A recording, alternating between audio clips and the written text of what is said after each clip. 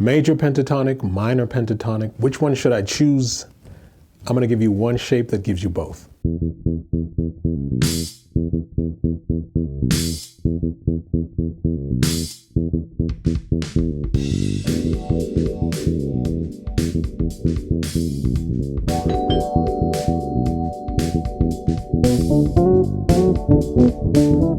Friends and neighbors, welcome back to the Brownstone. I'm glad you're here. Today we are working on one shape of the pentatonic scale that gives you the major and the minor pentatonic. If you are undecided as to whether to use the major or minor pentatonic scale, this shape will eliminate all confusion. This entire concept has to do with something that I mentioned in my last video. If we look at the pentatonic scale, where we have the first three notes starting on the same string, we get a very particular shape that we have covered many times on this channel before. I'm going to go to C major at the 3rd fret of the A string and play my pentatonic scale with those first three notes on the same string. So I'm playing C to D to E on the A string. And then I play the G, the 5th, and the A, the 6th. What note was that? A. That's an A. And if you remember from our last video, A minor is the relative minor of C major. So if we end on A, that means we're playing the root of an A minor scale. So all I have to do is add the low octave, and guess what? I've got a minor pentatonic scale that has been taken from the C major pentatonic scale. Does that make sense? I start with the C major pentatonic scale.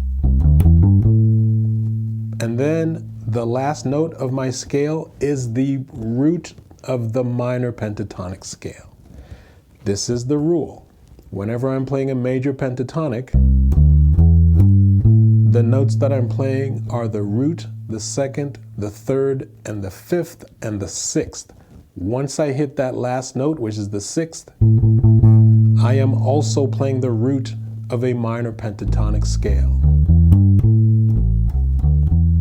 And as you can see and hear, this is the way that we would normally play that sort of first position of the minor pentatonic. The notes are A to C to D to E to G to A.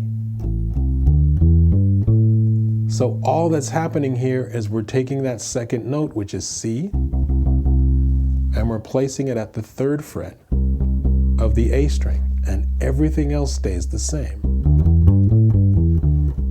So this is a C major pentatonic scale. And if I come back down that C major pentatonic scale and add the octave of my 6th, I get an A minor pentatonic scale. I hope that makes sense. So this is another great way to connect the major and the minor, because now we have two ways to play our major pentatonic if we're starting on the A string. That's our first way, where we have the 4-fret span and I'm playing 2, 4, 1, 4, 1, 4. Those are the fingers that I'm using, right? That's a major pentatonic. And now we have this other shape. But all I need to do is add the low A at the 5th fret of the E string, and that C major pentatonic scale suddenly has a whole new harmony associated with it, which is going to be its relative minor.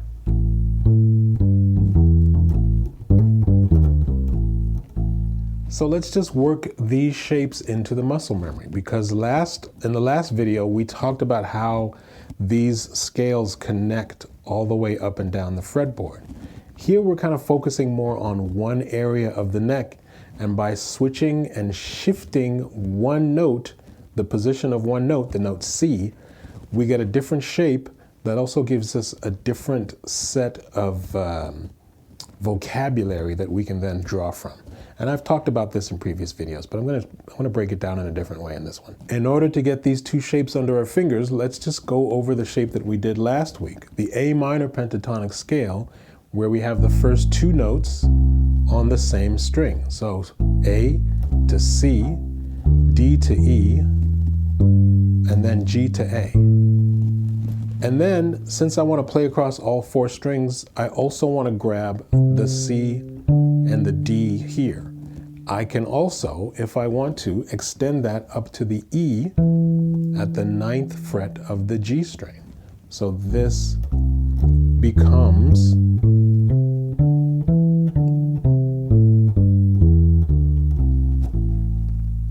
kind of our first position or our first shape for the minor pentatonic. We've done this before.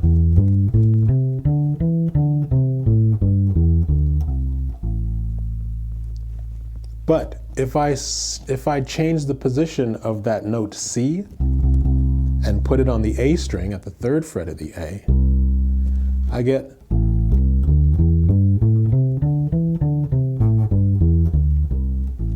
and if you notice, all we have to do is take away that low A on the E string, and what we have is a C major pentatonic. So again, C major pentatonic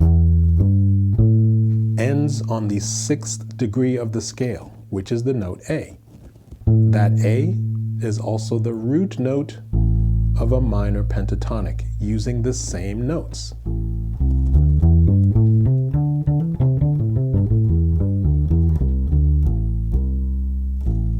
So in the last video, we discussed that first shape, the one that we've been covering so far, where the first two notes of the minor pentatonic are on the E string. Now, let's just play the A on that E string and then shift the position of the note C so that it's now at the 3rd fret of the A string. When we do that, we get this very cool shape.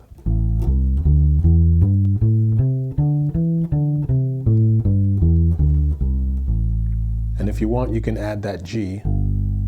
And if you want to go lower, just know that the G and the open E are available to you if you want. So once you have that shape under your fingers, let's try a little exercise working with that. Before we do that, make sure you have the shape. This is the shape that we're working with. Just run that until it becomes second nature.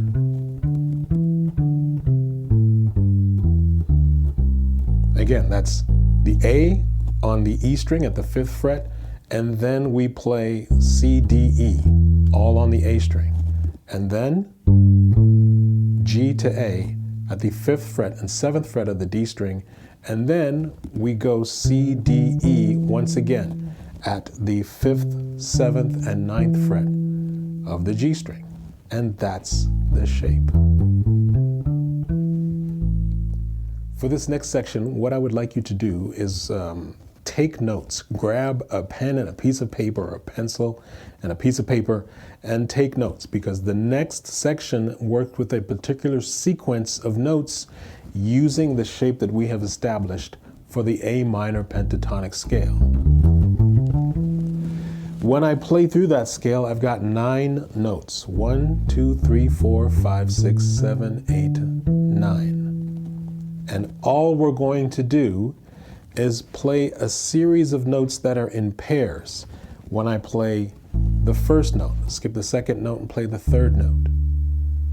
And then play the 2nd note to the 4th note. This is a very cool exercise that also has built into it some very familiar pentatonic language. You've heard licks being played on these patterns before, and it's based on this little phrase of playing the notes in these sort of pairs, these sequenced pairs. We have the 1st note and the 3rd note, 2nd to the 4th, 3rd to the 5th note.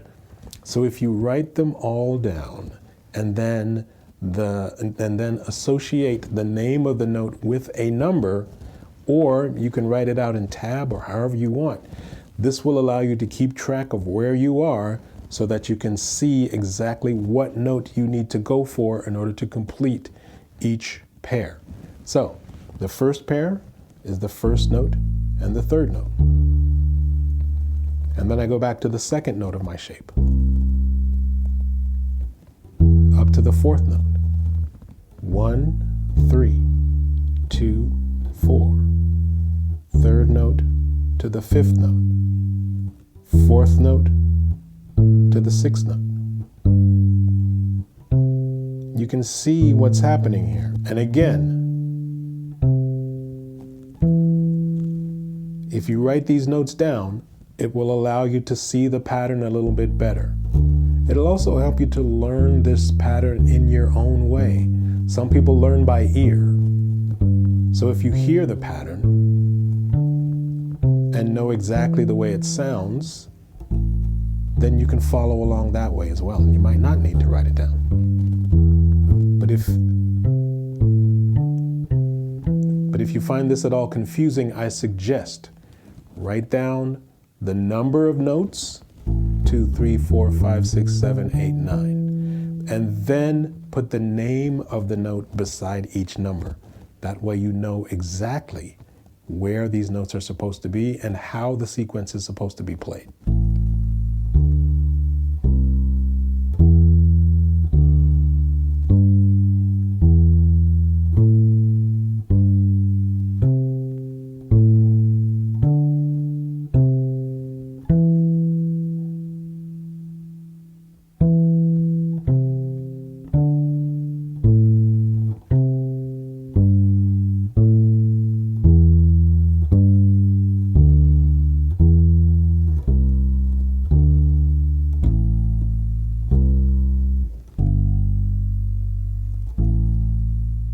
So that time I just played the sequence backwards, but then what happened was I added that G at the third fret of the E string in order to complete the sort of melodic cycle being created by the exercise.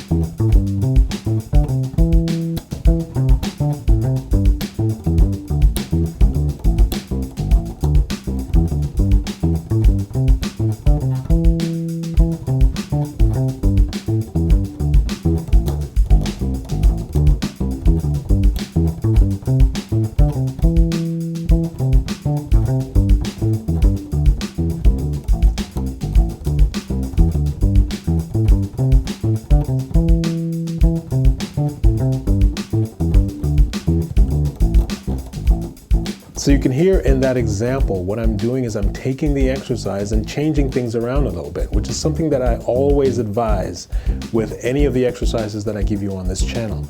There are different ways to interpret any idea just by changing the rhythm a little bit, maybe changing the order of the notes, even though this exercise has a very specific sequence. But that gives you the freedom to mess around with things rhythmically and play the notes in a bit of a different way that is unique to to you, because the more you discover what's going around or what's going on rhythmically as far as your options and what you can play and where you can play it, the more you are discovering your own voice on the instrument. And that's the thing that we're all working towards here.